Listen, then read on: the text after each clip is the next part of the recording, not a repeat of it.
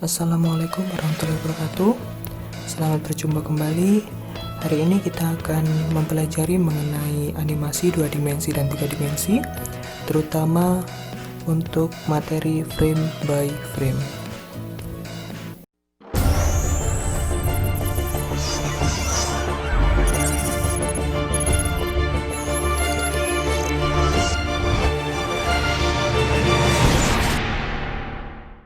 Indikator yang harus kalian capai dalam pembelajaran hari ini adalah yang pertama, memahami pengertian frame, yang kedua, memahami teknik animasi frame by frame, dan yang ketiga, membuat animasi frame by frame. Sebelum kita beranjak ke arah frame, kita harus memahami terlebih dahulu konsep dari animasi. Pengertian dari animasi di sini saya buat menjadi dua hal. Yang pertama adalah animasi dalam bahasa Inggris. Dalam bahasa Inggris, animasi bisa diartikan sebagai animate, yang artinya menghidupkan jiwa dan juga menggerakkan benda mati. Apabila kita melihat dari sisi sebaliknya, yaitu mengenai secara umum ya, animasi dapat diartikan sebagai gambar bergerak terbentuk dari sekumpulan objek yang disusun secara beraturan. Nah, dan objek ini ya, yang disusun secara beraturan ini mengikuti alur pergerakan yang telah ditentukan. Sedangkan di sini saya juga membahas menurut para ahli ya, di sini saya mengutip 3 orang di tahun yang berbeda, yaitu yang pertama ada Shibero pada tahun 2009, yang kedua ada Vaughan dalam Minato ini dari tahun 2010, dan yang terakhir dari Munir tahun 2013. Yang pertama, Shibero mengatakan bahwa animasi merupakan bentuk karya grafis yang bergerak yang banyak dimanfaatkan untuk film, iklan, dan lain sebagainya. Nah, berikutnya pada tahun berikutnya, tahun 2010, ya, Vaughan mengungkapkan bahwa animasi adalah usaha untuk membuat presentasi statis menjadi hidup. Nah, intinya hampir sama dengan Shibero ya. Jadi ada benda mati yang kita buat seakan-akan dia hidup. Nah, kemudian Vaughan juga menambahkan bahwa animasi merupakan perubahan visual sepanjang waktu yang memberi kekuatan besar pada multimedia. Nah, dan yang terbaru dari Munir pada tahun 2013 mengungkapkan bahwa animasi lebih kepada gambar yang membuat objek seolah-olah hidup. Jadi ketiga-tiganya sama mengungkapkan bahwa animasi merupakan awalnya itu benda mati, yaitu gambar ya, yang kemudian dibuat seolah-olah hidup.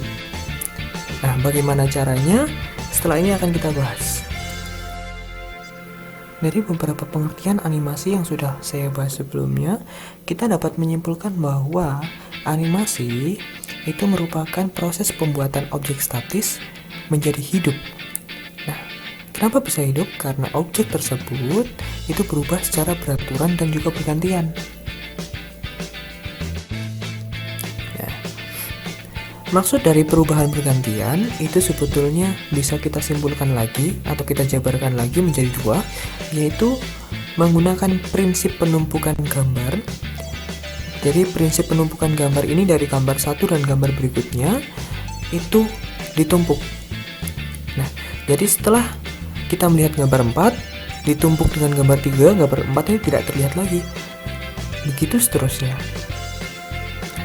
Kalau misalkan kita mengubah berdasarkan koordinat objek, ini kita hanya menggerakkan dari titik awal ke titik akhir. Misalkan 2 titik hitam ini merupakan titik awal dan titik akhir. Untuk yang titik putih ini hanya mengikuti saja. Nah, jadi dari proses perpindahan ini akan menimbulkan sebuah animasi seperti itu. Dan berikutnya adalah pengertian dari frame. Nah, frame menurut bahasa itu adalah bingkai, rangka, kemudian bagian, kemudian bisa juga disebut dengan batasan dan lain sebagainya. Nah, apabila menurut istilah, frame itu merupakan bagian terkecil dari sebuah video. Jadi dari kedua hal ini dapat kita simpulkan bahwa frame merupakan bingkai yang berupa gambar dan menjadi bagian dari sebuah gerakan dalam video. Kalau misalkan kita arahkan ke dalam animasi frame by frame, ya, animasi frame by frame adalah sebuah teknik animasi yang disusun dari banyak rangkaian gambar yang berbeda. Jadi gambar satu dengan gambar yang lain harus ada perbedaan.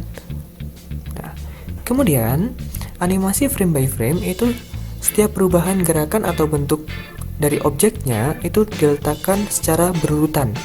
Misalkan, ketika kita membuat animasi seseorang yang berjalan, berarti kaki orang tersebut harus digerakkan dan bergerakannya harus secara berurutan, begitu.